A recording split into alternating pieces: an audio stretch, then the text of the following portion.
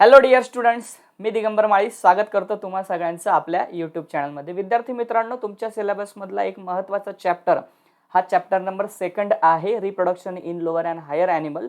So साधारणपणे तुम्ही जर हा चॅप्टर व्यवस्थितपणे केला तर तुमचे 8 मार्क्स या ठिकाणी फिक्स होऊ शकतात. चला तर मग without wasting time let start the revision of 2 number chapter. कारण बोर्ड एक्झामसाठी सगळ्यात पहिले तुम्हाला या चॅप्टरमध्ये रिप्रोडक्शनची जी डेफिनेशन आहे जी एकदम सोपी आहे. That is what process of formation of new life form from pre existing, आहे ना. सो प्री एक्झिस्टिंग लाईफ पासून जी नवीन लाईफ बनते त्याला आपण रिप्रोडक्शन म्हणतो. याचे 2 टाइप्स पण तुम्हाला माहिती आहेत, असेक्शुअल आणि सेक्शुअल. तर त्याचा डिफरन्स येऊ शकतो का, तर हा विचारला जाऊ शकतो. असेक्शुअल म्हणजे एक पॅरेंट असतो, सेक्शुअल म्हणजे 2 पॅरेंट असतं. असेक्शुअल फास्ट मेथड आहे, सेक्शुअल स्लो मेथड आहे. असेक्शुअल मध्ये formation of gamete, fusion of gamete absent असतं, सेक्शुअल मध्ये हे प्रेझेंट असतं. असेक्शुअल मध्ये तुम्ही जर बघितलं जे तयार होतात ते क्लोन्स असतात, सेक्शुअल मध्ये हे त्या ठिकाणी व्हेरिएशन शो करतात, त्यांना आपण क्लोन्स म्हणत नाही, त्यांना आपण ऑफस्प्रिंग म्हणतो. असेक्शुअल मध्ये ज्या बेसिक मेथड्स आहे रिप्रोडक्शनच्या ते स्पॉन्जिला शो करतात, हायड्रा शो करतात. सेक्शुअल हे ह्युमन शो करतात. संपला डिफरन्स. 2 मार्काला आला तर येऊ शकतो. सो फटाफट पहिले आपण अगोदर असेक्शुअल ज्या मेथड्स आहेत त्या समजून घेऊया. तुम्ही म्हणत असाल की सर तुम्ही आम्हाला हा चॅप्टर कालच प्रोव्हाइड करणार होतो. हो बाळांनो, मी तुम्हाला कालच प्रोव्हाइड करणार होतो, पण तुम्हाला माहिती आहे नाशिकमध्ये प्रचंड पाऊस पडला, त्याच्यामुळे झालं असं की लाईटच नव्हती. दुसरी गोष्ट, लाईट आली तर इंटरनेट कनेक्शन नव्हतं. भाऊंना विचारलं की बाबा इंटरनेट कनेक्शन काय, जे प्रोव्हाइड करता आम्हाला सर्विस, ते म्हणे फायबर तुटली म्हणे सर, तिला रिपेअर व्हायला वेळ लागेल, सो मी काहीच करू शकत नाही. आता ते काही करू शकत नाही म्हटल्यावर मी पण काही करू शकत नाही. त्याच्यामुळे मी आता काय केलं, मी हा व्हिडिओ रेकॉर्ड केला आणि मित्राच्या इथे जाऊन याला अपलोड करतोय आणि तुम्हाला प्रोव्हाइड करतोय. म्हटलं पोरांचा पेपर आहे, पोरांना लवकरात लवकर हा चॅप्टर मी कमिट केलंय तर त्यांना मिळाला पाहिजे, म्हणून मी तुम्हाला हा रेकॉर्ड करून पाठवतोय. माझा अवतार बघा जरा, थोडासा वेगळा आहे ना. कसं वाटतं ते सांगा कमेंट सेक्शन मध्ये, हरकत नाही. चला सुरू करूया आपण. राईट. सो सगळ्यात पहिली असेक्शुअल रिप्रोडक्शनची मेथड जी आहे दॅट इज जेम्युल फॉर्मेशन. तुम्ही ही डायग्राम व्यवस्थितपणे करून जा. सो ही जेम्युल फॉर्मेशन तुम्हाला सगळ्यांना माहिती, कोण शो करतं, स्पॉन्जेस शो करतात बाळांनो, राईट, ज्याला आपण स्पॉन्जिला म्हणतो. सो स्पॉन्जेसमध्ये तुम्हाला हे जेम्युल फॉर्मेशन बघायला मिळेल. याच्यामध्ये तुम्ही जर बघितलं तर 2 मेम्ब्रेन आहे, एक इनर मेम्ब्रेन आणि एक आउटर मेम्ब्रेन आहे. याच्या व्यतिरिक्त सेंटरला ज्या सेल्स आहेत आर्किओसाइट्स या महत्त्वाच्या आहेत. ठीक आहे. सो आर्किओसाइट्स या महत्त्वाच्या आहेत. तर बाळांनो होतं काय की तुम्ही जर बघितलं तर या आर्किओसाइट्सला आजूबाजूने कव्हरिंग आहे, थिक कोटिंग आहे, ज्याच्यामुळे आर्किओसाइट्स जे आहे ते आतमध्ये असतात आणि जोपर्यंत अनफेवरेबल कंडिशन आहे, म्हणजे जोपर्यंत पोषक वातावरण नाहीये तोपर्यंत हे प्रोटेक्टेड आहे. पण जेव्हा फेवरेबल कंडिशन येते, कसली वॉटरची, बरोबर आहे, आणि टेम्परेचरची, बरोबर आहे. सो वॉटर आणि टेम्परेचर जेव्हा अनुकूल असं जेव्हा याला मिळतं तेव्हा बाळांनो हे जे स्ट्रक्चर आहे, हे जे जेम्युल आहे, हे हॅच होतं आणि हॅच झाल्यापासून तिथे नवीन इंडिव्हिज्युअल तयार होतो. याचं एक्झाम्पल आहे स्पॉन्जिला. मी एवढं फास्ट घेण्याचं कारण असं की हा 2च मार्काचा प्रश्न आहे. ठीक आहे, जास्त नाही. डायग्राम व्यवस्थित केली, 3-4 पॉईंट्स व्यवस्थित केले की तुम्हाला पूर्ण मार्क्स मिळून जातील. एक्झाम्पल लिहायला विसरू नका स्पॉन्जिला. सेकंड मेथड तुम्ही लहानपणापासून करत आलेले, दॅट इज हायड्रा. हायड्रामध्ये तुम्हाला सगळ्यांना माहिती की एक पॅरेंट असतो, ठीक आहे, आणि तो त्याच्यासारख्या क्लोनला प्रोड्यूस करतो. सो हा पॅरेंट हायड्रा आहे.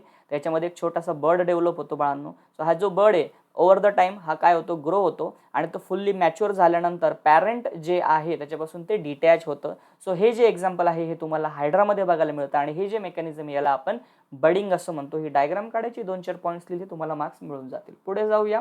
नेक्स्ट बाळांनो ही एक मेथड आहे, याला रिजनरेशन म्हणतो आपण. हे रिजनरेशन तुम्हाला जनरली प्लॅनरियन्स जे आहेत, बरोबर. सो प्लॅनरियन्स मध्ये बघायला मिळतं. प्लॅटीहेल्मिंथिस हे त्याचं फायलम आहे. सो फटाफट याच्यामध्ये होतं काय बघा, हा एक पॅरेंट आहे, तो मधून डिवाइड झाला, त्याचे 2 पार्ट पडले. सो हा जो वरचा पार्ट याला अँटेरियर पार्ट म्हणतात, याला पोस्टेरियर पार्ट म्हणतात. आता पुढे जाऊन होतं काय, हा जो अँटेरियर पार्ट याच्यामध्ये कोणता पार्ट मिसिंग आहे, याच्यात पोस्टेरियर मिसिंग आहे, आणि हा जो पोस्टेरियर पार्ट याच्यामध्ये कोणता पार्ट मिळते, अँटेरियर मिसिंग आहे. सो अँटेरियर पार्ट पोस्टेरियर पार्टला रिजनरेट करतो, तसंच पोस्टेरियर पार्ट अँटेरियर पार्टला रिजनरेट करतो. म्हणजे जो मिसिंग पार्ट आहे तो एक्झिस्टिंग पार्ट कडून काय केला जातो बाळांनो, रिजनरेट केला जातो. यालाच आपण रिजनरेशन म्हणतो आणि हे सुद्धा तुम्हाला 2 मार्कला एक्झाम मध्ये येऊ शकतो. सो ह्या झाल्या तुमच्या असेक्शुअल रिप्रोडक्शनच्या मेथड्स. आता आपण बघूया सेक्शुअल रिप्रोडक्शनच्या मेथड्स. नॉर्मली बाळांनो जे सेक्शुअली रिप्रोड्युसिंग ॲनिमल्स असतात त्यांच्यामध्ये आयुष्यात 2 फेजेस आपल्याला बघायला मिळतात. पहिली फेज असते ज्युवेनाइल फेज, दुसरी असते रिप्रोडक्टिव्ह मॅच्युरिटी फेज. ज्युवेनाइल फेज म्हणजे कोणती फेज बाळांनो, जी आपण जन्माला आल्यापासून आपली साधारणपणे जी काही मसल ग्रोथ होते, बॉडी ग्रोथ होते, हाईट वाढते, वेट वाढते, याला ज्युवेनाइल फेज म्हणतात. सो एकदा का आपण ज्युवेनाइल फेज कंप्लीट केलं की बाळ त्या ठिकाणी रिप्रोडक्टिव्ह मॅच्युरिटी फेजमध्ये एंट्री करते आणि इथे आपले रिप्रोडक्टिव्ह स्ट्रक्चर्स डेव्हलप होतात. कोणते स्ट्रक्चर डेव्हलप होतात? Reproductive structures. आणि तिथे मग आपण रिप्रोडक्शनच्या दृष्टीने आपल्याला डेव्हलप करत असतो, तयार करत असतो. ठीक आहे. एकदा का आपल्यामध्ये सेक्शुअल मॅच्युरिटी आली की 3 गोष्टी घडतात. एक, गॅमेट तयार होतात, ते गॅमेट ट्रान्सफर केले जातात रिप्रोडक्शनमध्ये सेक्शुअल ऍक्टिव्हिटी थ्रू. नंतर ते मेल आणि फिमेल गॅमेट फ्यूज होतात, ज्याला आपण फर्टिलायझेशन म्हणतो. आणि ते एकदा फ्यूज झाले की बाळांनो झायगोट तयार होतात, त्याच्यापासून एम्ब्रिओ म्हणजे एक नवीन गर्भ तयार होतो. सो फर्टिलायझेशनच्या अगोदरचे इव्हेंट आणि फर्टिलायझेशनच्या नंतरचे इव्हेंट्स तुम्हाला इथे दाखवलेले आहेत. त्यानंतर 1 मार्काला तुम्हाला असा प्रश्न येऊ शकतो की analyst the examples of seasonal and continuous breeder. Seasonal breeder म्हणजे कोणते? जे through out the year breeding करतात, ज्यांना वर्षभरात पिलं होतात, कधीही होतात. असं आहे का? नाही. सीझनल ब्रीडर म्हणजे जे एका विशिष्ट सीझनला ब्रीड करतात.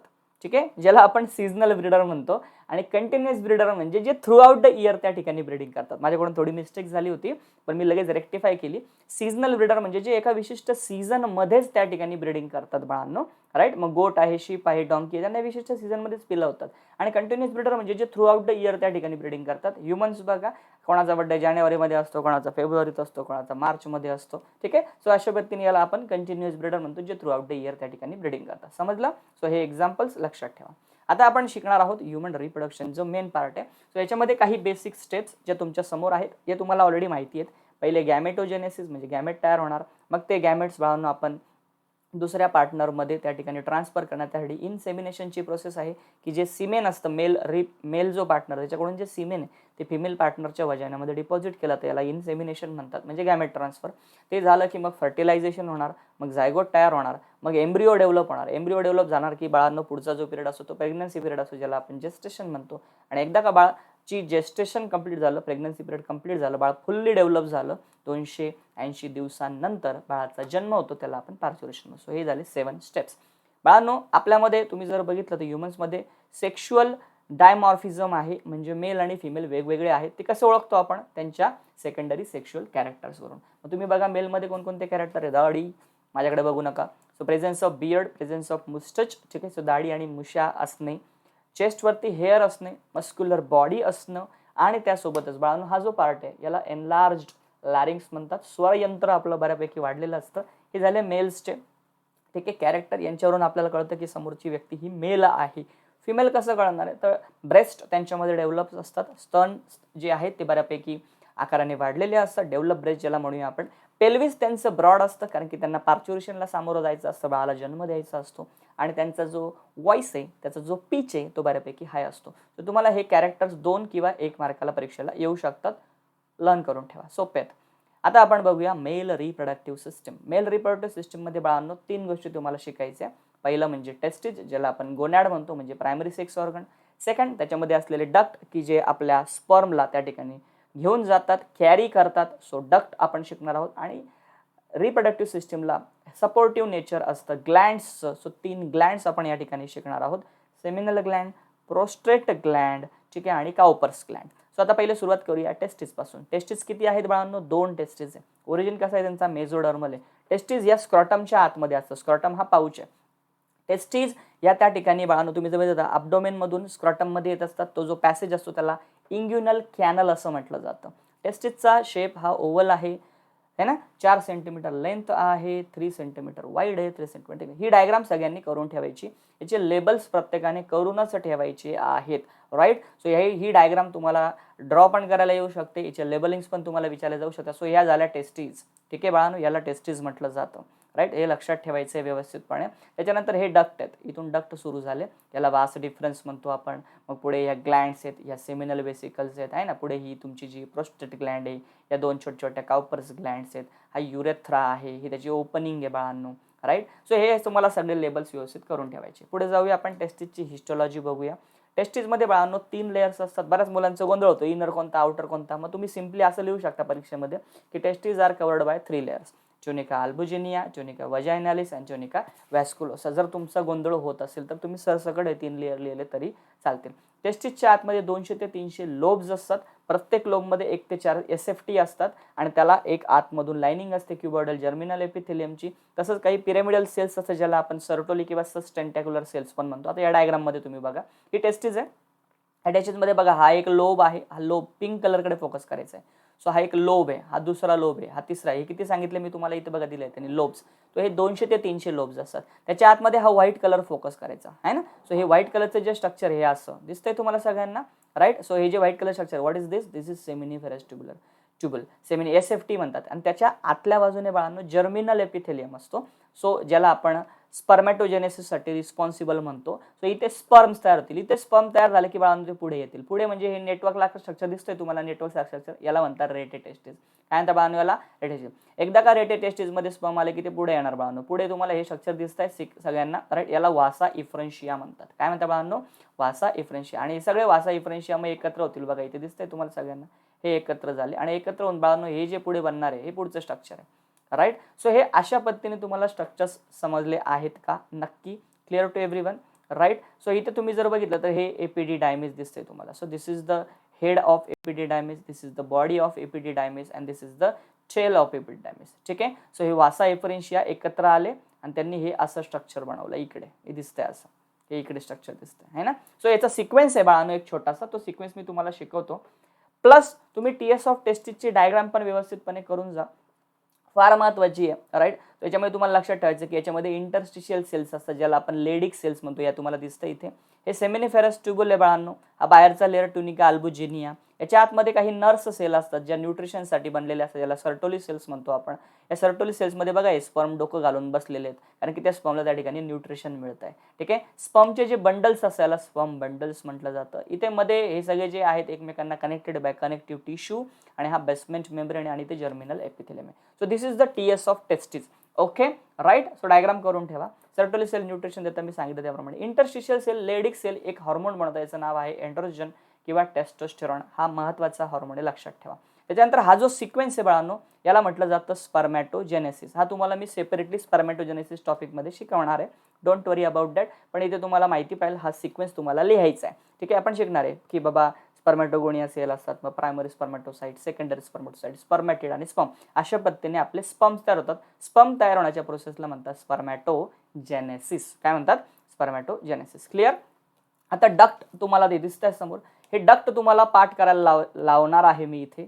तो हे लक्षात कसे ठेवायचे हे बघा, RU वे असं लक्षात ठेवायचं.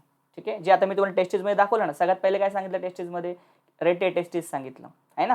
ते नेटवर्क नाही का रेटेटेस्टिस. त्याच्यापासून पुढे काय बनलं? व्ही म्हणजे काय? वास इफ्रन्शिया. वास इफ्रन्शिया. नंतर बनलं ई मध्ये बघितलं आपण एपिडायमिस नाही का, तुम्हाला हेड बघितलं, बॉडी बघितलं आणि टेल पोर्शन. हा. सो एपिडायमिसचे 3 पार्ट असतात, हेड, मिडल बॉडी आणि टेल. कॅप्युच एपिडिडायमिस, कॉर्पस एपिडायमिस आणि क्वाडा एपिडिडायमिस. त्याच्यानंतर व्ही असतो वास डिफरन्शिया. ठीक आहे.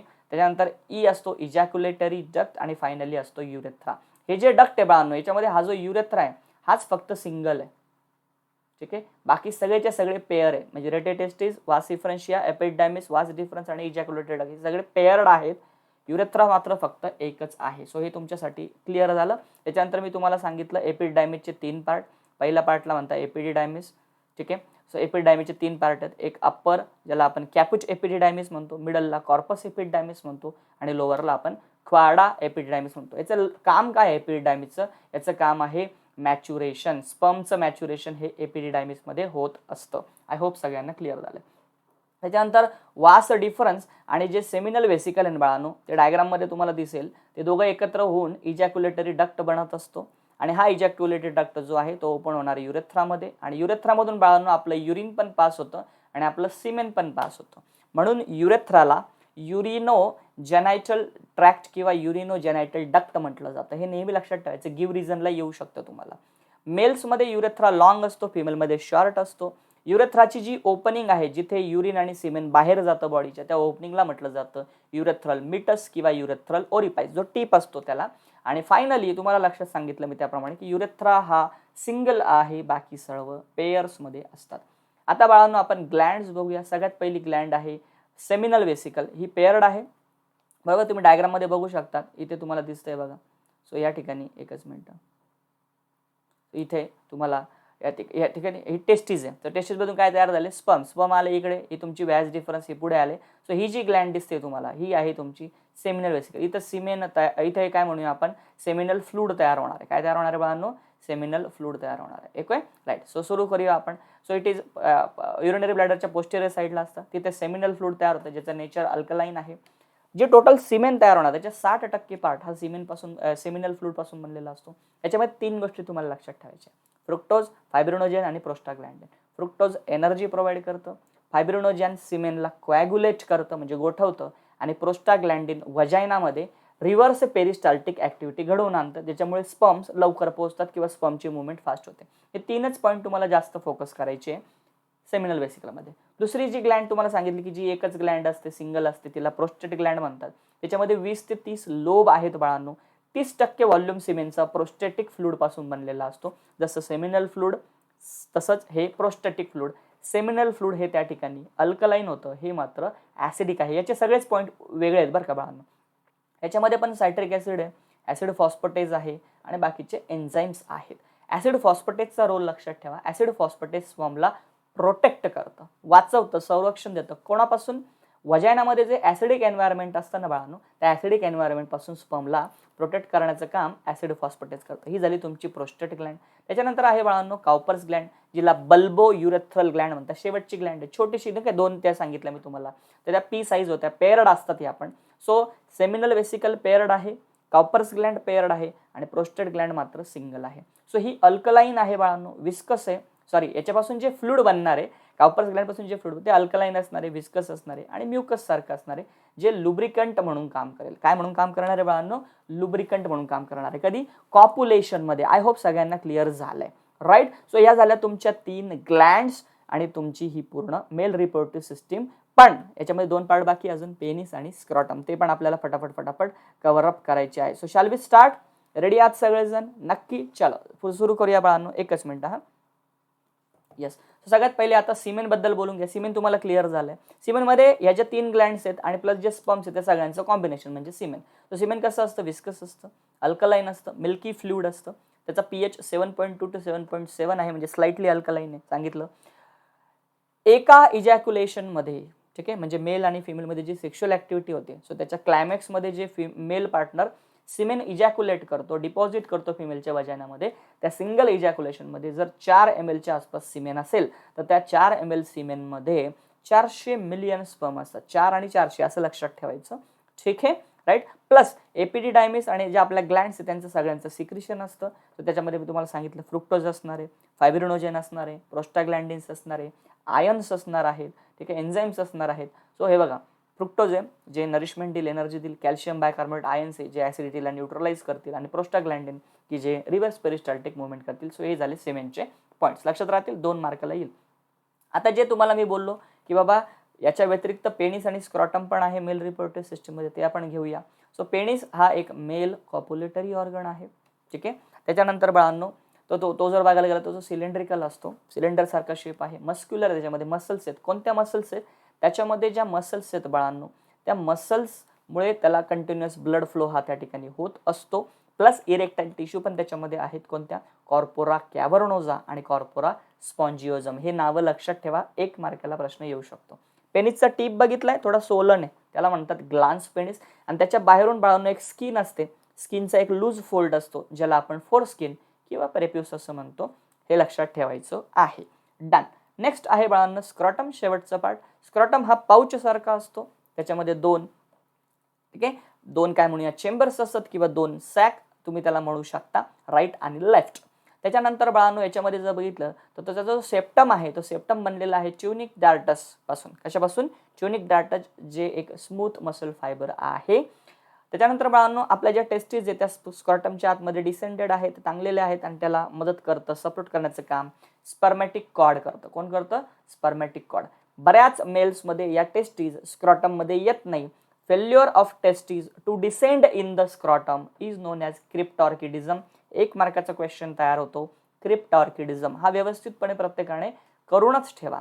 स्क्रॉटम मध्ये क्रिमॅस्टर आणि डार्टस मसल्स असतात की ज्या टेस्टीजला बॉडीच्या जवळ आणि टेस्टीजच्या बॉडीच्या लांब घेऊन जातात. डिपेंड करतं सीझन वरती, समर सीझन आहे का विंटर सीझन आहे त्याप्रमाणे. म्हणजे कॉन्ट्रॅक्शन आणि रिलॅक्सेशन स्क्रॉटमचं होतं, ज्यामुळे टेस्टीज जवळ आणि लांब जातात. टेस्टीज या बाहेर का असतात त्याचं रिझन तुम्हाला विचारलं जाऊ शकतं. कारण टेस्टीजचं टेम्परेचर बॉडी टेम्परेचरपेक्षा 2 ते 3 डिग्री सेल्सिअसने कमी असतं आणि त्यामुळेच बेटर स्पर्मॅटोजेनेसिस होताना आपल्याला बघायला मिळतं. स्पर्म्स त्या फॉर्मेशन चांगलं होतं, म्हणून टेस्टिसचं टेम्परेचर कमी ठेवण्यासाठी टेस्टिस या बॉडीच्या बाहेर असतात inside the scrotum. I hope सगळ्यांना क्लिअर झालंय. म्हणून लोक लग्न झाल्यानंतर थंड हवेच्या ठिकाणी आपल्या हनुमून वगैरेसाठी जात असतात. हे त्याचं थोडंसं वेगळं रिझन आहे. सो हे त्याचंच कारण आहे, because for better spermatogenesis. I hope सगळ्यांना हे क्लिअर झालंय नक्की. Done done done. पुढे जाऊया. नेक्स्ट बाळांनो, तुम्ही सगळेजण जर MST CETचा क्रॅश कोर्स लावणार असाल तर मी माझा क्रॅश कोर्स घेतो आहे. 9 तारखेपासून लेक्चर सुरू होतील. तुम्ही जर परचेस करणार असाल माझा क्रॅश कोर्स तर मी तुम्हाला प्राइस सांगून देतो. 499 रुपये ही त्याची प्राइस आहे. ठीक आहे. लिंक डिस्क्रिप्शनमध्ये तुम्हाला दिलेली आहे मी माझ्या ॲप्लिकेशनची. त्याच्यावर मी हा क्रॅश कोर्स घेणार आहे. ओके. सो बेस्ट कंटेंट आहे, छान कोर्स आहे. तुम्हाला भरपूर इन्फॉर्मेशन, भरपूर चांगलं क्वालिटी कंटेंट मी याच्यामध्ये प्रोव्हाइड करणार आहे. आणि नक्कीच 90% पेक्षा तुमचे स्कोर जास्त कसे येतील यासाठी माझा प्रयत्न असेल.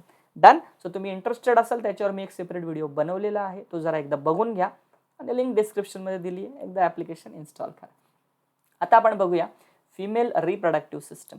फिमेल रिप्रोडक्टिव्ह सिस्टममध्ये तुम्ही जर बघितलं बाळांनो तर पेअर ऑफ ओव्हरीज असतात, पेअर ऑफ ओव्हिडक्ट असतं, युटेरस असतो, वजायना असतो, त्याच्यानंतर वुल्वा ज्याला आपण एक्सटर्नल जेनिटल ऑर्गन म्हणतो, त्याच्यानंतर वेस्टिब्युलर ग्लँड्स फिमेलमध्ये आहे आणि मेमरी ग्लँड्स. हे सगळं आपण आता स्टेप बाय स्टेप कव्हर करूया. तर त्याच्यासाठी जसं तुम्हाला मी मेलमध्ये बोललो की ती डायग्राम महत्त्वाची, तशी फिमेलमध्ये ही डायग्राम महत्त्वाची. याची लेबलिंग्स करून ठेवा, इम्पॉर्टंट आहे. राईट. सगळ्यांना माहितीच असेल डायग्राम, बरोबर आहे ना? काही सांगायची गरज आहे का? नाही. ऑलरेडी झाली असेल तुमची, तरी मी काही पॉईंट सांगून देतो. So this is ovary. ही जी ट्यूब आहे याला फेलोपियन ट्यूब म्हणतात किंवा ओव्हिडक्ट म्हणतात. हा जो पार्ट आहे याला युटेरस म्हटलं जातं. ही एक लिगामेंट आहे बाळांनो की जी ओव्हरीला आणि त्या ठिकाणी युटेरसला कनेक्ट करते, बरोबर आहे. त्याच्यानंतर बाळांनो इथे खाली तुम्हाला हे जे स्ट्रक्चर दिसते, सो इथे आपण वजायना आणि सर्विक्स बद्दल बोलू शकतो. सो याच्यानंतर हे फंडसचे पार्ट असतात बाळांनो. सो सॉरी, युटेरसचे पार्ट असतात. हा फंडस रिजन आहे, हा बॉडी रिजन आहे. सो हे झाली तुमची फिमेल रिप्रोडक्टिव्ह सिस्टम. हे जे फिंगर लाईक प्रोजेक्शन दिसतं याला इनफंडिबुलम म्हणतात. याच्या आतमध्ये बघा हे फॉलिकल्स जे आहेत ते डेव्हलप होत आहेत. राईट. चला. सो सगळ्यात पहिला पॉईंट आहे ओव्हरी. ओव्हरी ही फिमेलमध्ये असलेली प्रायमरी सेक्स ऑर्गन आहे, सगळ्यांना माहिती आहे. शेप कसा आहे तिचा? ओव्हल आणि बदामाच्या आकाराचा आहे. 3 सेंटीमीटर, 1.5 सेंटीमीटर आणि 1 सेंटीमीटर ही त्याची लेंथ, ब्रीड्थ आणि थिकनेस आहे, लक्षात ठेवायचं. त्याच्यानंतर बाळांनो ब्रॉड लिगामेंट्स आहेत. ठीक आहे. आता तुम्ही जर बघितलं तर ह्या लिगामेंट्स काय करतात? ह्या लिगामेंट्स बरोबर ओव्हरीला होल्ड करून ठेवतात, पकडून ठेवतात, जेणेकरून बॉडी वॉलला त्या अटॅच राहतील. त्याच्यानंतर तुम्हाला ती एक लिगामेंट दाखवली मी ओव्हरीला आणि युटेरसला जोडणारी, तिला म्हटलं जातं ओव्हॅरियन लिगामेंट. ओव्हरी 5 टाईपचे हॉर्मोन्स बनवते. एक मार्काला प्रश्न येऊ शकतो. एस्ट्रोजन, प्रोजेस्टेरॉन, रिलॅक्सिन, ॲक्टिव्हिन आणि इनहिबिन. व्यवस्थितपणे लक्षात ठेवा. लक्षात राहील ना? कन्फर्म. चला पुढे जाऊया. ग्रेट. त्यानंतर बाळांनो ओव्हरीचं तुम्हाला त्या ठिकाणी डेव्हलपमेंट आणि स्ट्रक्चर विचारलं जाऊ शकतं. ओव्हरीचा जो बाहेरचा पार्ट असतो त्याला कॉर्टेक्स म्हणतात. इनर पार्टला मेडुला म्हणतात. हे आपण भरपूर ठिकाणी शिकलो. Adrenal cortex, adrenal medulla, cerebral cortex, cerebral medulla, तसं ओव्हॅरियन कॉर्टेक्स आणि ओव्हॅरियन मेडुला. ओव्हरीच्या बाहेरच्या बाजूने जर्मिनल एपिथेलियनची लाइनिंग आहे. मेडुलामध्ये व्हेसल्स आहेत, ब्लड व्हेसल्स, लिम्फ व्हेसल्स आहेत आणि काही नर्व फायबर्स आहेत. आपण त्यात इंटरेस्टेड नाही, आपण कॉर्टेक्स पार्टमध्ये इंटरेस्टेड आहोत, कारण की कॉर्टेक्स पार्टमध्ये असतात ओव्हॅरियन फॉलिकल्स. हे आपण आता फटाफट बघूया. सो इथे तुम्ही जर बघितलं बाळांनो तर इथे तुमच्या लक्षात येईल की हा जो बाहेरचा पार्ट आहे याला कॉर्टेक्स म्हटलं जातं आणि हा जो मधला पार्ट याला मेडुला म्हणतात. सो याच्यामध्ये या ब्लड व्हेसल्स आहेत, नर्व फायबर्स आहेत. ठीक आहे. त्याच्यात आपण इंटरेस्टेड नाही, आपण बाहेरच्या पार्टमध्ये. सो इथे बघा हे प्रीमॉर्डियल फॉलिकल आहे, हे प्रायमरी फॉलिकल आहे, हे सेकंडरी फॉलिकल, हे टर्शरी फॉलिकल, हे मॅच्युअर फॉलिकल बाळांनो. हे फॉलिकल्स डेव्हलप होत जातात बाळांनो आणि यांच्यापैकी एक फॉलिकल फुल्ली डेव्हलप होतं, याला आपण मॅच्युअर फॉलिकल म्हणतो. आणि याच्या आतमध्ये असतो बाळांनो आपला oocyte, याला सेकंडरी oocyte म्हणतात. आणि हा oocyte जो आहे तुम्हाला सगळ्यांना माहिती, हा नंतर जाऊन रिलीज होतो डे नंबर 14 मेन्स्ट्रुअल सायकलचा जो 14वा दिवस असतो त्या दिवशी हा एग, ज्याला आपण ओव्हुलेटेड ओव्ह्यूम म्हणतो, म्हणजे ओव्हुलेशन होतं, म्हणजे एग रिलीज होतो आणि हा बाहेर रिलीज होत असतो. त्याच्यानंतर पुढे बाळांनो हे जे एम्प्टी स्ट्रक्चर, हे एम्प्टी स्ट्रक्चर पुढे जे जातं हे पुढे जाऊन बाळांनो कार्पस ल्युटियम बनवतं आणि समजा ते फर्टिलायझेशन नाही झालं या एगचं तर ते पुढे जाऊन कार्पस अल्बिकन्स बनवत असतो. So this is how the changes occur inside the ovary. Right. So हे तुम्हाला लक्षात ठेवायचे, डे वाईज तुम्हाला इथे दिलेलं आहे. सो ही डायग्राम इम्पॉर्टंट आहे, करून ठेवायची आहे. पुढे जाऊया. नेक्स्ट. सो हे तुम्हाला मी सांगितलं सगळं. ठीक आहे. सो एम्ब्रियोनिक डेव्हलपमेंटमध्ये होतं काय बाळांनो, तर तुम्हाला सगळ्यांना माहिती oogonia आहे. oogonia आजूबाजूला ग्रॅन्युलोजा सेल्स असतात. ठीक आहे. एग ट्यूब्स ऑफ फ्लजर आहे, एग नेस्ट आहे. छोटे छोटे पॉईंट्स आहेत, हे तुम्हाला फक्त मेन्शन केले किंवा एक लाईनीमध्ये लिहिलं तरी चालणार आहेत. जास्त लोड त्यांची घ्यायची गरज नाहीये. त्याच्यानंतर मी तुम्हाला तो सिक्वेन्स सांगितला, तो सिक्वेन्स पाठ करून ठेवा. प्रीमॉर्डियल, प्रायमरी, सेकंडरी, टर्शरी आणि मॅच्युअर ग्राफियन फॉलिकल. आता जे मी सांगतोय ते फार महत्वाचं आहे, फार इम्पॉर्टंट आहे. By the end of 12 weeks of, है ना, जेव्हा 12 आठवडे पूर्ण झाले असतात तेव्हा ओव्हरी ही तयार झालेली असते फिमेलमध्ये. ठीक आहे. आणि त्या ओव्हरीमध्ये जवळपास 2 मिलियन प्रीमॉर्डियल फॉलिकल्स असतात. 2 मिलियन प्रीमॉर्डियल फॉलिकल, जे सुरुवातीला दाखवले ते इमॅच्युअर वाले. ते जेव्हा बाळाचा जन्म होतो, म्हणजे बेबीचा जन्म होतो, त्या मुलीचा जन्म होतो, तेव्हा तिच्यामध्ये जवळपास 1 मिलियन त्या ठिकाणी प्रीमॉर्डियल फॉलिकल्स असतात. आणि जेव्हा ती फिमेल, ती मुलगी प्युबर्टी अटेंड करते तेव्हा तिच्यामध्ये 40,000 प्रीमॉर्डियल फॉलिकल्स असतात. म्हणजे तुम्ही बघितलं का किती मोठ्या संख्येने प्रीमॉर्डियल फॉलिकल्स कमी झालेत. 12 आठवडे जेव्हा होते, 12 वीक्स जेव्हा होते, तेव्हा 2 मिलियन होतं. At the time of birth 1 million आणि 40,000 हे प्युबर्टीच्या वेळेस. म्हणजे एवढ्या मोठ्या प्रमाणामध्ये जे प्रीमॉर्डियल फॉलिकल्स डिस्ट्रॉय झाले त्याला म्हटलं जातं ॲट्रेशिया. 1 मार्काला फेवरेट क्वेश्चन आहे बोर्डाचा, विचारला जाऊ शकतो. सो तुम्ही करून ठेवा, व्हॉट इज ॲट्रेशिया. ठीक आहे. Large scale destruction of primordial follicles during growth. Growth होत असताना जे मोठ्या प्रमाणात प्रीमॉर्डियल फॉलिकल्स डिस्ट्रॉय होतात त्याला आपण ॲट्रेशिया म्हणतो. Is that clear to you? आणि त्यापैकी एक जे आहे प्रीमॉर्डियल फॉलिकल, एवढ्या सगळ्यांपैकी 40,000पैकी एक डेव्हलप होतं, त्याच्यापासून ग्राफियन फॉलिकल बनतं, जे पुढे जाऊन आपल्याला त्या ठिकाणी एग त्या ठिकाणी देत असतं. बरोबर आहे. आता पुढे बघा, फिमेलमध्ये मेन्स्ट्रुअल सायकल जेव्हा स्टार्ट होते त्याला मिनार्च म्हणतात, आणि जेव्हा मेन्स्ट्रुअल सायकल स्टॉप होते त्याला मिनोपॉज म्हणतात. सो साधारणपणे तुम्ही जर हा पिरियड पकडला, ठीक आहे, सो 45 मायनस जर 13 तुम्ही केलं, तुमच्या असं लक्षात येईल की 45 मायनस 13 म्हणजे 32 इयर्स येतात. म्हणजे 32 इयर्सचा हा पिरियड आहे की जेव्हा फिमेल्समध्ये मेन्स्ट्रुअल सायकल ही त्या ठिकाणी ऑपरेट होत असते, सुरू होत असते. एका मेन्स्ट्रुअल सायकलमध्ये एक एग रिलीज होतो. बरोबर आहे. एका मेन्स्ट्रुअल सायकलचा जो पिरियड असतो तो 28 दिवसांचा असतो. बरोबर आहे. सो ह्या कॅल्क्युलेशन प्रमाणे एका वर्षामध्ये, ठीक आहे, एका वर्षामध्ये 13 मेन्स्ट्रुअल सायकल या फिमेलमध्ये आपल्याला बघायला मिळतील. ठीक आहे. 13 मेन्स्ट्रुअल सायकल म्हणजे किती एग रिलीज होतील? 13 एग रिलीज होतील एका वर्षामध्ये. सो साधारणपणे आपण 32 वर्ष काढले, जर 32 ने याला मल्टिप्लाय केलं तर तुमचं जे उत्तर आहे बाळांनो ते साधारणपणे 416 येतं. म्हणजे 416 एग्ज हे त्या ठिकाणी तयार होऊ शकतात 32 वर्षाच्या काळामध्ये. हे कॅल्क्युलेशन्स तुम्हाला समजले असावेत, राईट. हे कॅल्क्युलेशन्स इम्पॉर्टंट. याच्यावरती छोटंसं एक न्यूमरिकली आलं तर येऊ शकतं, थोडं हटके. त्या ठिकाणी तुम्हाला इयर्स वगैरे बदलून देतील. सपोज तुम्हाला 32 इयर्सच्या ऐवजी 20 इयर्स देतील, मग काही नाही, 20 ने मल्टिप्लाय करायचं 13ला, बस. बाकी काही नाही. उत्तर तुमचं त्या ठिकाणी MCQ साठी हा क्वेश्चन येऊ शकतो. प्लीज प्लीज प्लीज असे पण क्वेश्चनसाठी तुम्ही तयार राहा. आता आपण बघूया की ही जी ओव्हरी आहे हिची हिस्टॉलॉजी काय आहे, म्हणजे बेसिक स्ट्रक्चर कसं आहे बघा. सो बेसिक एग रिलीज होतो ग्राफियन फॉलिकलमधून कधी? 14व्या दिवशी, ओव्युलेशनच्या दिवशी. आणि त्याच्यानंतर जे एम्प्टी स्ट्रक्चर असतं ते कॉर्पस ल्युटियम मध्ये कन्वर्ट होतं. कॉर्पस ल्युटियम ही एक टेम्पररी एंडोक्राइन ग्लँड आहे.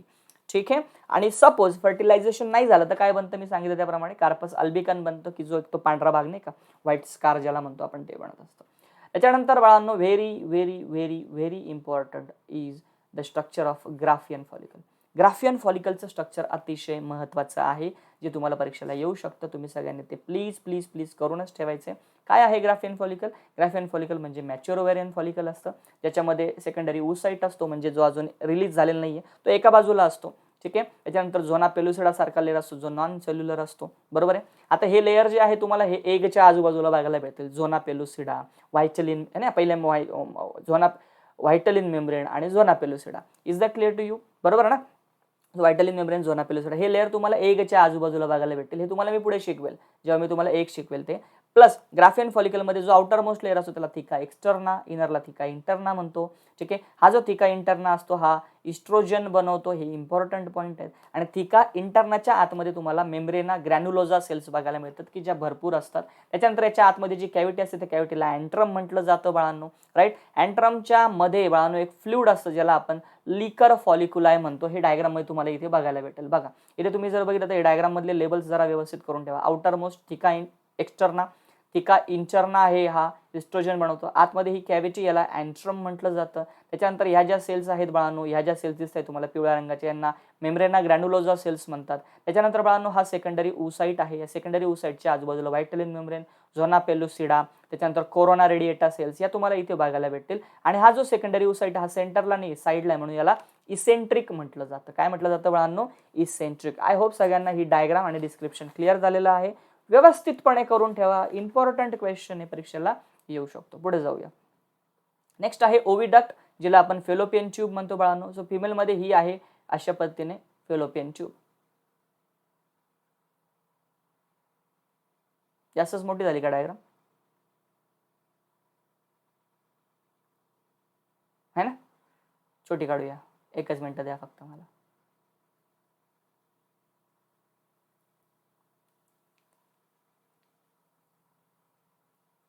या अशा पद्धतीने है ना. सो ही जी ट्यूब आहे बा, दिस इज युटेरस. हा जो भाग आहे हा युटेरस आहे. आणि ही जी ट्यूब आहे इथून इथपर्यंत ही जी आहे याला म्हणतात फेलोपियन ट्यूब किंवा याला ओविडक्ट म्हणतात किंवा युटेरियन ट्यूब म्हणतात. सो ही किती आहे? पेअर आहे. इकडून पण आहे आणि इकडून पण आहे. दोन आहेत आपल्याला, है ना, आपल्याला म्हणजे फिमेल्समध्ये. लेंथ किती आहे? 10 to 12 सेंटीमीटर आहे. त्याच्या आतमध्ये बाळांनो इथे सिलिएटेड इपिथेलियम असतो. कोणता इपिथेलियम असतो? सिलिएटेड इपिथेलियम, की जो त्या एगला घेऊन जातो. इथे ओव्हरी आहे ना, तर ओव्हरीमधून एग रिलीज होईल आणि हा एग जो असतो हा नो हलिंग नो डोलिंग म्हणजे नॉन मोटाईल असतो. ठीक आहे. कसा असतो? Non motile. मग त्याला कुठे घेऊन जायचंय? त्याला आपल्याला इथे घेऊन जायचंय एम्पुलापर्यंत. हा जो रिजन असतो मधला याला एम्पुला म्हणतात. तिथपर्यंत घेऊन जायचंय. तर तिथपर्यंत घेऊन जाण्यासाठी सिलिएटेड एपिथेलियम मदत करतो. पुढे जाऊया. नेक्स्ट आहे, आता त्याच्यामध्ये असलेले 3 पार्ट. हा तिसरा पार्ट इथे दिलेला नाहीये मी तुम्हाला. त्याला म्हटलं जातं इस्थमस. इस्थमस किंवा ज्याला कॉर्नुआ म्हणतात. कॉर्नुआ. ठीक आहे. इस्थमसचं दुसरं नाव कॉर्नुआ आहे. इनफंडिबुलम पहिला पार्ट जो नाही का तो बोटासारखा आहे, प्रॉक्सिमल पार्ट आहे. ठीक आहे. हा मिडल पार्ट आहे आणि हा डिस्टल पार्ट आहे. Distal part. सो हा जो प्रॉक्सिमल पार्ट आहे इनफंडिबुलम तो दिसायला फिंगर लाईक असतो. ठीक आहे. त्याला म्हटलं जातं फिम्ब्री. त्याला काय म्हटलं जातं? फिम्ब्री. तिथे फिंगर लाईक स्ट्रक्चर असते त्याला फिम्ब्री म्हणतात. त्याच्यामध्ये एक होल असतं मध्यभागी. ठीक आहे. त्या होलला म्हटलं जातं ऑस्टियम. त्या होलला काय म्हटलं जातं? ऑस्टियम. जिथून एग पास होतो.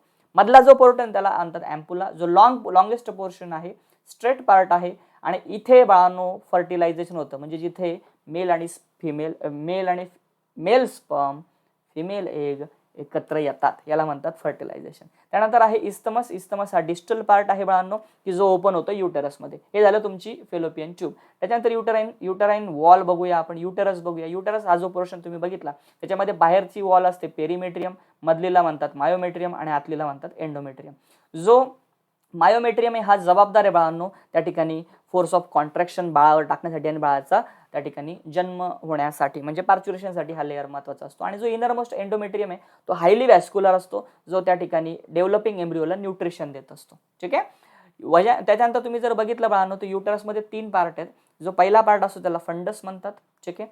राईट. डोम शेप असतो तो. त्याच्यानंतर जो मधला पार्ट असतो त्याला बॉडी म्हटलं जातं बाळांनो. जो ब्रॉड पार्ट आहे आणि जो खाली पार्ट त्या ठिकाणी नॅरो होत जातो त्याला सर्विक्स म्हटलं जातं. सो हे 3 पार्ट आहेत तुमचे युटरसमध्ये. फंडस जो डोम शेप पार्ट आहे, दुसरा बॉडी जो सेंट्रल बॉर्ड पार्ट आहे आणि तिसरा दॅट इज सर्विक्स जो तिसरा पार्ट आहे. आणि त्याच्यामध्ये तुम्हाला 2 स्ट्रक्चर लक्षात ठेवायचे, इंटरनल ऑस आणि एक्सटर्नल ऑस. इंटरनल ऑस कनेक्टेड असतं बाळांनो बॉडीला, एक्सटर्नल ऑस कनेक्टेड असतं पुढे वजायनाला. समजलं सगळ्यांना? लक्षात ठेवायचं. चला पुढचा पार्ट आहे वजायना.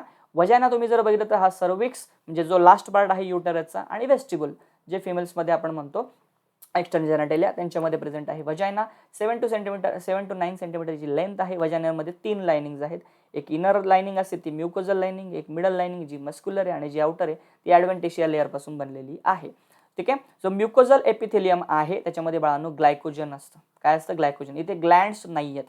वजायनाची जी ओपनिंग आहे तिला म्हणतात वजायनल ओरिफिस. जसं मी तुम्हाला युरेथ्राची ओपनिंगला युरेथ्रल ओरिफिस सांगितलं होतं, युरेथ्रल मिटस नाव सांगितलं होतं, तसं इथं वजायनाच्या ओपनिंगला आपण वजायनल ओरिफिस म्हणतो. वजायनामधून बाळांनो त्या ठिकाणी मेन्स्ट्रुअल फ्लो म्हणजे जे काही मेन्स्ट्रुअल सायकलमध्ये जी पहिली फेज असते ब्लिडिंग फेज त्याच्यामधून जे मेन्सेस पास होतात ते सगळे प्लस बाळाचा जन्म जो होत असतो पार्च्युरेशन जे आहे सो बर्थ कॅन्डल म्हणून आणि मेन्स्ट्रुअल फ्लोला पॅस करण्यासाठीचा पॅसेज म्हणजे वजायना आहे.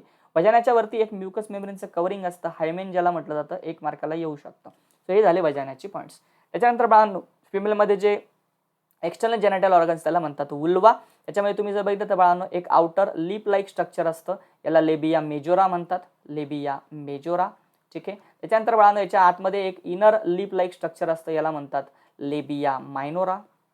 This is लेबिया मायनोरा. याच्यामध्ये बाळांनो इथे एक युरेथ्रल ओपनिंग असते, ठीक आहे. एक सेंट्रल ओपनिंग असते, याला वजायनल ओपनिंग म्हणूया, ठीक आहे. सो दोन ओपनिंग्स आहेत बाळांनो, ठीक आहे. त्याच्यानंतर इथे वरती एक इरेक्टाईल पोर्शन असतो, याला क्लायटोरिस म्हटलं जातं. दिस इज क्लायटोरिस, ठीक आहे. So this is vaginal opening,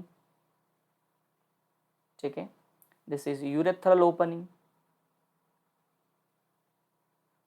this is urethral opening. त्याच्यानंतर बाळांनो याच्या बाहेर तुम्ही जर बघितलं, सो लेबिया मेजोरा झाला, लेबिया मायनोरा झाला, हे जे मध्ये जे स्ट्रक्चर्स आहे, ठीक आहे. तर याला म्हटलं जातं बाळांनो वेस्टिब्युल, ठीक आहे, ज्याच्यामध्ये वजायनल आणि युरेथ्रल ओपनिंग आहे. सो दिस इज वेस्टिब्युल, ठीक आहे. त्याच्यानंतर बाळांनो पुढे जर तुम्ही गेले तर त्याच्या पुढे तुम्हाला असं लक्षात येईल की क्लायटोरिस सांगितलं मी तुम्हाला, तिसरा पार्ट क्लायटोरिस, ठीक आहे. आणि आता सगळ्यात मेन म्हणजे तुमचं लास्ट पार्ट म्हणजे मॉन्स प्युबिस, जो असा असतो, या अशा पद्धतीने तुम्हाला लक्षात येईल. ही डायग्राम आहे फिमेल मध्ये, राईट. सो हा जो पार्ट आहे बाळांनो, इथे हेअर्स असतात प्रेझेंट, सो या पार्टला म्हटलं जातं mons pubis. So this is mons pubis. आता तुम्हाला सगळे स्ट्रक्चर्स एकत्र पुन्हा सांगतो. सगळ्यात पहिला जो आहे लेबिया मेजोरा आहे, 2 नंबर लेबिया मायनोरा, 3 नंबर वेस्टिब्युल, 4 नंबर क्लायटोरिस आणि 5 number Mons प्युबिस. Mons pubis. So हे 5 पॉईंट्स तुम्हाला एक्झाम मध्ये लिहायचे, जमतील सगळ्यांना. आता याच्या डिस्क्रिप्शन मध्ये तुम्हाला सांगतो, वेस्टिब्युल म्हणजे काय, वजायनल आणि युरेथ्रल ओपनिंग एकत्र केले की वेस्टिब्युल ज्याला म्हटलं जातं. मायनोरा काय आहे, मायनर स्ट्रक्चर आहे, लिप सारखं आहे ते, बरोबर आहे. मेजोरा काय आहे, मेजोरा मी सांगितलं तुम्हाला त्याप्रमाणे ते सुद्धा फ्लेशी लिप सारखं स्ट्रक्चर आहे. आता मेन पॉईंट असा की जसं मेलमध्ये काही स्ट्रक्चर्स आहे बघा, स्क्रॉटम आहे मेलमध्ये, तसं फिमेलमध्ये लेबिया मेजोरा असतं. म्हणून इथे लिहिलेलं आहे की it is homologous to scrotum. एक मार्काला परीक्षेला प्रश्न येऊ शकतो तुम्हाला, ठीक आहे. Enlist the homologous structure to scrotum, that is labia majora. तसंच जसं मेलमध्ये पेनिस आहे की जे एक इरेक्टाईल स्ट्रक्चर आहे, तसं फिमेलमध्ये इरेक्टाईल स्ट्रक्चर हे क्लायटोरिस असतं, कारण त्याच्यामध्ये इरेक्टाईल टिश्यू प्रेझेंट असते, कॉर्पोरा कॅव्हर्नोजा. आठवतोय तुम्हाला पेनिसमध्ये मी शिकवल्या कॉर्पोरा कॅव्हर्नोजा आणि कॉर्पोरा स्पॉन्जिओझम, तसं इथे कॉर्पोरा कॅव्हर्नोजा आहे. सो हे कोनिकल स्ट्रक्चर असतं आणि हे सेन्सिटिव्ह आहे फिमेलमध्ये. आणि जो लास्ट पार्ट आहे ज्याला आपण मॉन्स प्युबिस म्हणतो, की जे वरचा पार्ट होता, एलिव्हेशन होतं, बरोबर आहे, ज्याच्यावरती काय प्रेझेंट असतात, प्युबिक हेअर्स प्रेझेंट असतात. सो हे झाले एक्सटर्नल जेनेटल ऑर्गन्स फिमेलमध्ये. नेक्स्ट आहे बाळांनो फिमेलमध्ये जी ग्लँड आहे, जिला आपण वेस्टिब्युलर ग्लँड किंवा बार्थोलिन्स ग्लँड म्हणतो किंवा ॲक्सेसरी ग्लँड म्हणतो. सो ही पेअर्ड ग्लँड आहे फिमेलमध्ये, ठीक आहे. जसं मेलमध्ये बल्बो युरेथ्रल किंवा काउपर्स ग्लँड आहे, तसं फिमेलमध्ये ही ग्लँड असते. आणि ही ग्लँड सुद्धा बाळांनो त्या ठिकाणी लुब्रिकेटिंग फ्लुइडच बनवत असते. मेलमध्ये पण काउपर्स ग्लँड किंवा बल्बो युरेथ्रल ग्लँड लुब्रिकेशनचंच काम करते, तसं इथे पण तेच काम करते. सेम आहे, होमोलॉगस आहे. होमोलॉगस स्ट्रक्चर मी तुम्हाला 3 सांगितले, labia majora, scrotum, clitoris, penis, accessory glands म्हणजे vestibular gland, Bartholin gland, Cowper's gland. Homologous structures पाठ करून ठेवा. 3 मार्काचा प्रश्न 1-1-1 असा येऊ शकतो. मॅच द पेअरला पण येऊ शकतं, मार्क करून ठेवा. त्याच्यानंतर फिमेलमध्ये जी पुढची ग्लँड आहे बाळांनो, तिला आपण म्हणतो मॅमरी ग्लँड, ठीक आहे. इम्पॉर्टंट आहे.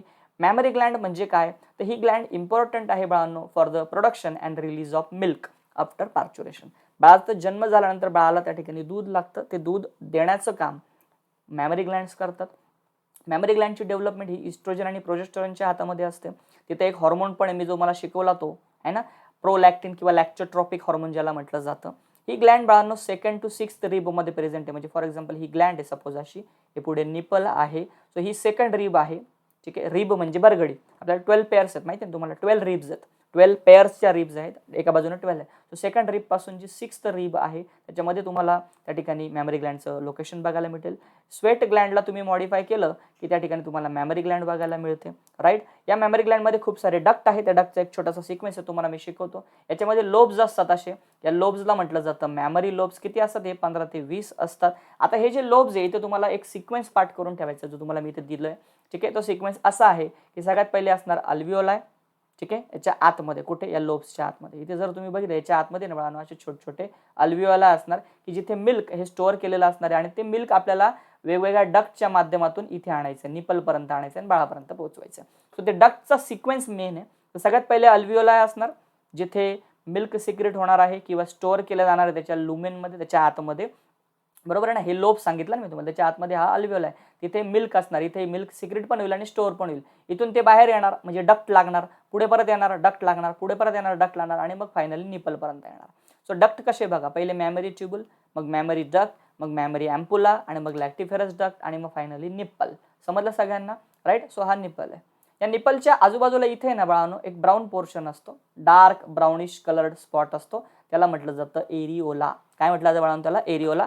1 मार्काचा प्रश्न इथे तयार होतो, डिफाईन एरिओला. लक्षात राहील तुमच्या सगळ्यांच्या? कन्फर्म? चला पुढे जाऊया. नेक्स्ट बाळांनो, मेल्समध्ये आणि फिमेल्समध्ये प्युबर्टीचे पॉईंट्स तुम्हाला माहिती आहे.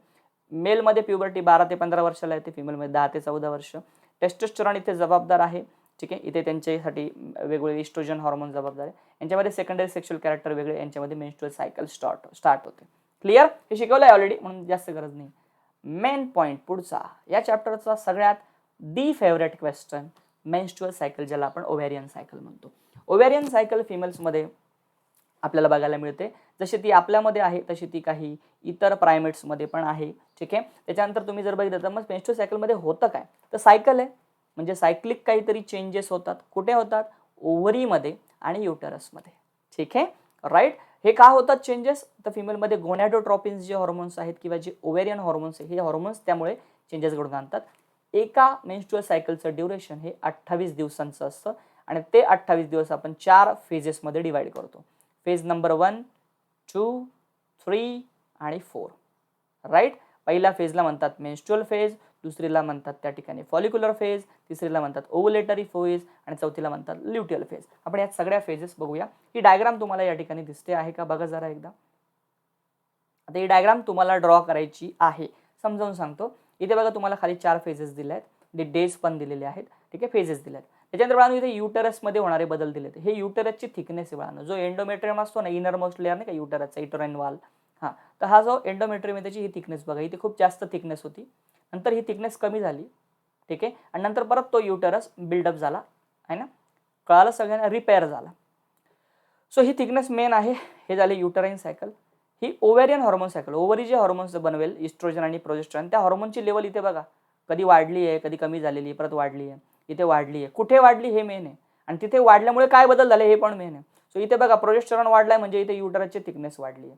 इथे तुम्ही जर बघितलं इस्ट्रोजन वाढलाय म्हणजे याचा अर्थ इथे पण याची थिकनेस वाढलेली आहे, म्हणजे काहीतरी घडणार आहे. There is going to happen something. Ovarian cycle, ओव्हरीमध्ये काय बदल होतं बघा. हे प्रीमॉर्डियल फॉलिकल्स, मग प्रायमरी, सेकंडरी, टर्शरी, मग ग्राफियन फॉलिकल ज्याला म्हणूया आपण, ते डेव्हलप होणार.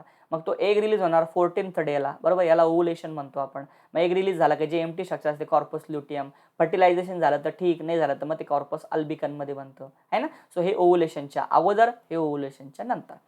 त्याच्यानंतर बाळांनो ओव्हुलेशन होण्यासाठी तुम्हाला सगळ्यांना माहिती आहे जे गोनेडोट्रॉपिक हॉर्मोन आहे ना, पिट्युटरी ग्लँड जी बनवते, दॅट इज FSH आणि LH, हे बघायचे तुम्हाला. FSH म्हणजे फॉलिकल स्टिम्युलेटिंग हॉर्मोन. बघा इथे याची लेवल जास्त आहे म्हणून इथे फॉलिकल्स डेव्हलप होत आहेत, ठीक आहे. इथे फॉलिकलची लेवल वाढलेली आहे म्हणजे इथे जे ग्राफियन फॉलिकल आहे, मॅच्युअर फॉलिकल, हे बऱ्यापैकी डेव्हलप झालेलं आहे.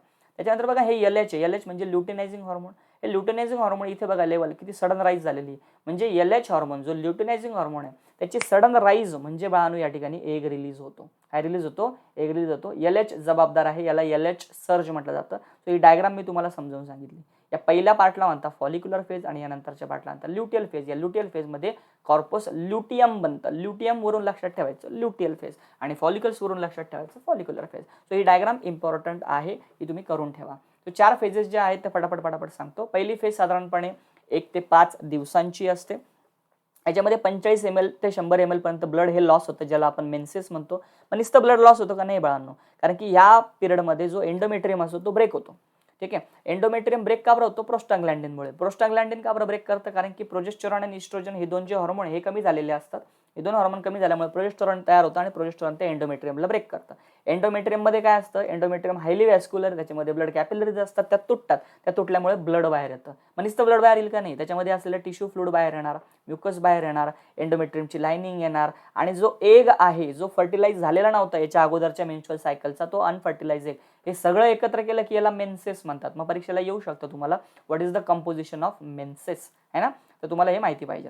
त्याच्यानंतर तुम्ही पाहिलं तर एंडोमेट्रियमची थिकनेस इतकी कमी होऊन जाते की तो 1 mm होऊन जातो. आता प्रश्न उभा राहतो की इतकं ब्लिडिंग होऊ नये, ते ब्लड क्लॉट का नाही होत?